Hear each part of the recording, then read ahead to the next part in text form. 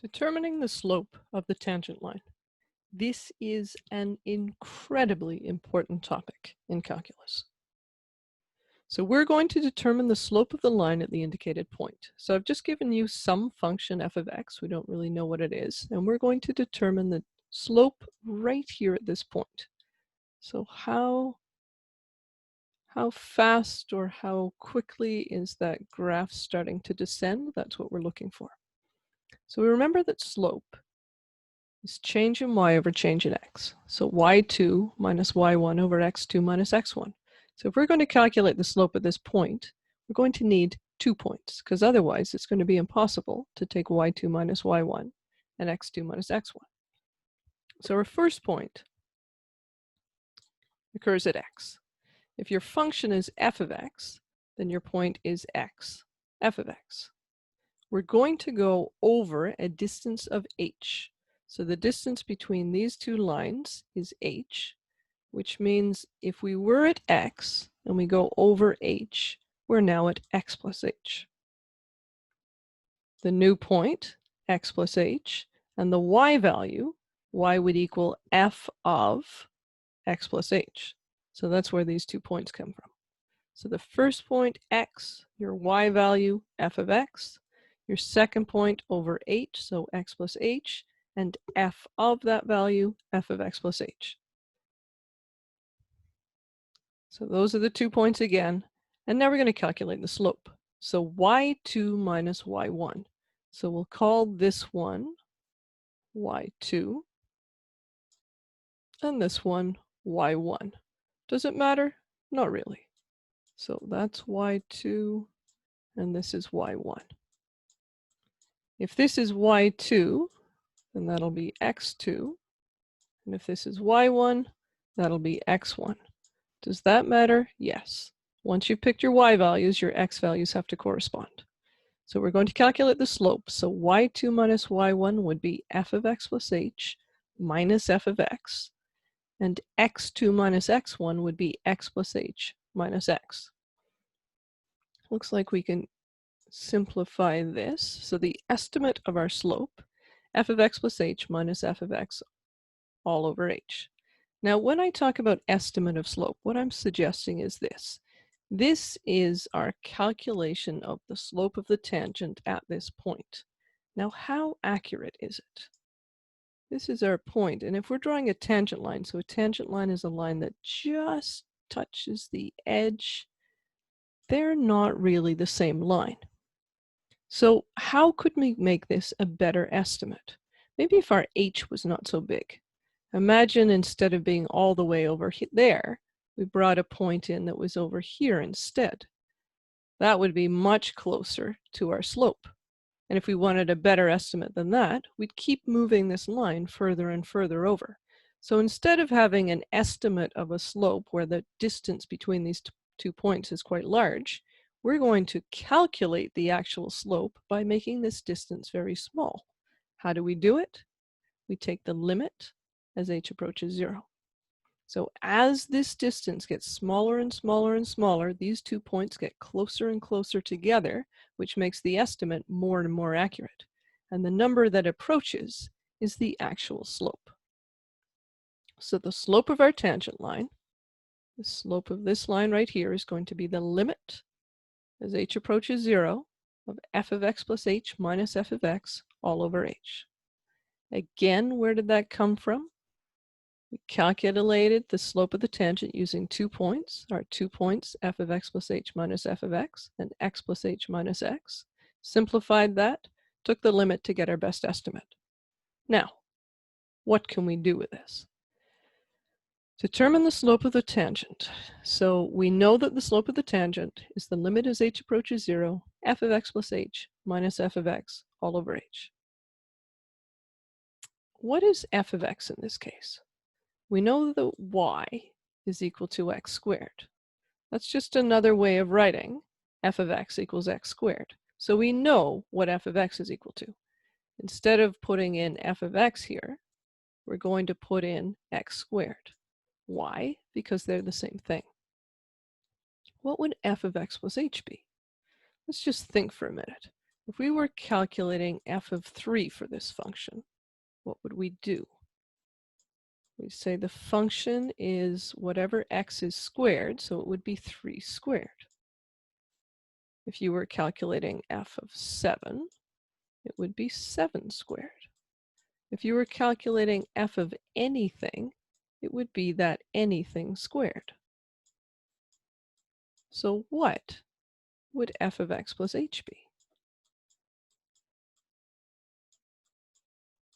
If f of anything is that anything squared, then f of x plus h would be x plus h squared.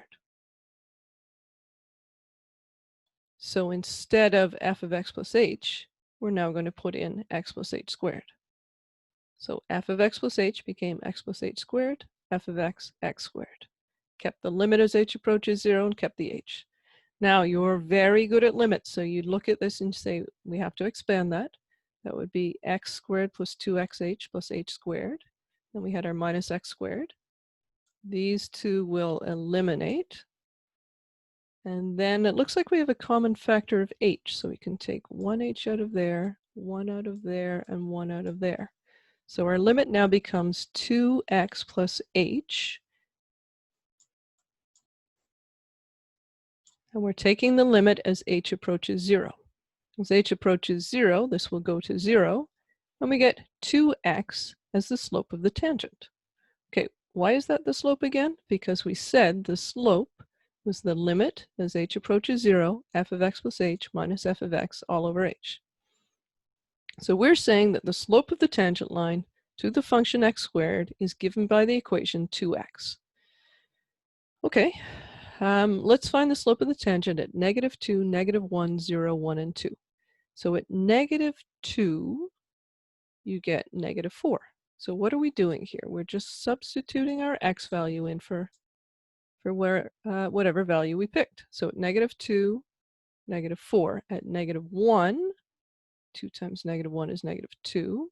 At 0, 2 times 0 is 0.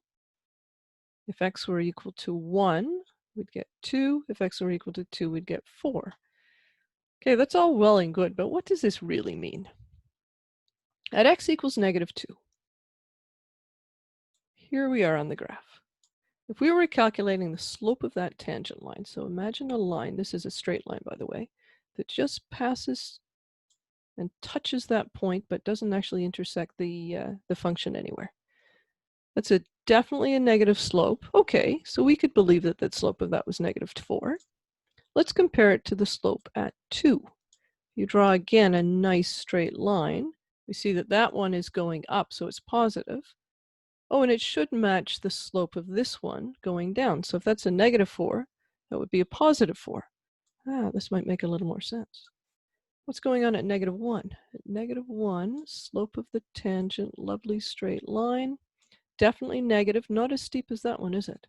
This is going down very quickly, this one not as much. So the slope there is -2. That makes sense. So not as steep as the other one, still negative. What's happening at 1? Again, a lovely straight line here for our tangent. Would have to match that one. However quickly that one goes down, that's how quickly this would go up. Aha, that's what this is telling us. And what's happening at 0? At 0, there's the slope of the tangent, and I hope you recognize the slope of that line as being 0. So this is really quite astonishing, that we can take a function, any function we want, and calculate the slope of the tangent at any point on this graph. And this is what we're going to do in calculus for quite some time. We're going to keep coming back to this. The slope of the tangent is the limit as h approaches 0, f of x plus h minus f of x all over h. And we can take any function we want and calculate the slope.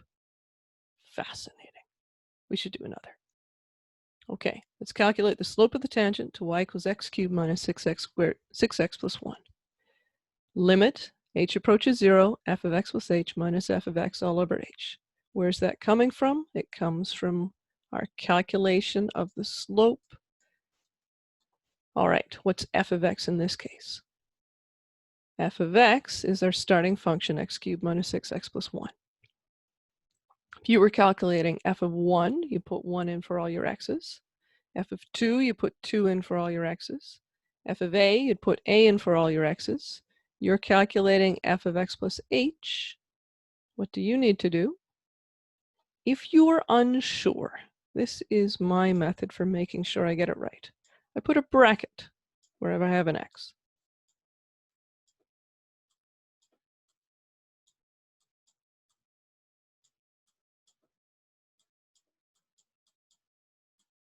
And then whatever we're calculating f of, we'll put in the bracket. So if we're calculating f of x plus h, then x plus h goes in each one of those brackets. And that will guarantee that you will get the right answer. So f of x plus h cubed minus 6x plus h plus 1. So again, this is going in place of f of x, and this is going in place of f of x plus h. This is going in place of f of x. Now, little warning here. Occasionally we get so caught up in aren't we impressed with being able to calculate f of x plus h that we forget to subtract f of x. There's a great way of checking your work. I'll show you that in a minute. All right, x plus h cubed. Pascal's triangle should be fairly quick to expand x plus h cubed. Coefficients would be 1, 3, 3, 1. So we'd have 1 x cubed, h to the 0, 3 x squared, h to the 1, 3 x h squared, and 1 h cubed. So that will be the expansion of x plus h cubed. Then 6 times x and 6 times h, make sure you keep the negative, plus our 1, minus the x cubed, minus the minus 6x, and minus 1. Now here's where the warning comes in. Again, we do all this work, we're pretty pleased with ourselves for expanding that using Pascal's triangle, and sometimes we just forget to put these in. Here's how you check. Absolutely everything that you have put in for f of x should get eliminated in this step. The x cubed will go. The 6x will go. The minus 1 will go. So if you're stuck in this stage and you're saying there's nothing I can get rid of, it means you've forgotten to put in your f of x. So it's a really good way of checking your work. All right, what are we left with?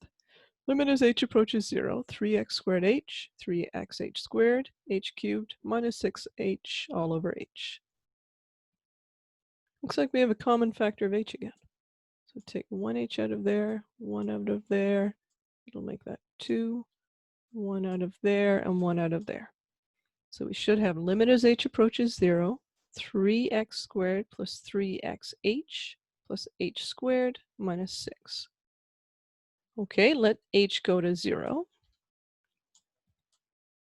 And we're left with 3x squared minus 6. Okay, and if we wanted to do what we did in the previous question, find the slope at a particular point, you put the point in. And again, this is amazing. You can take this function and calculate the slope of the tangent at any point. Absolutely astonishing. Okay, your job today, let me see if I can find that for you. 1 to 10, they're going to take some time. It's going to be great practice of your limit skills. It is incredibly important that you do all of them. Okay, get on with it.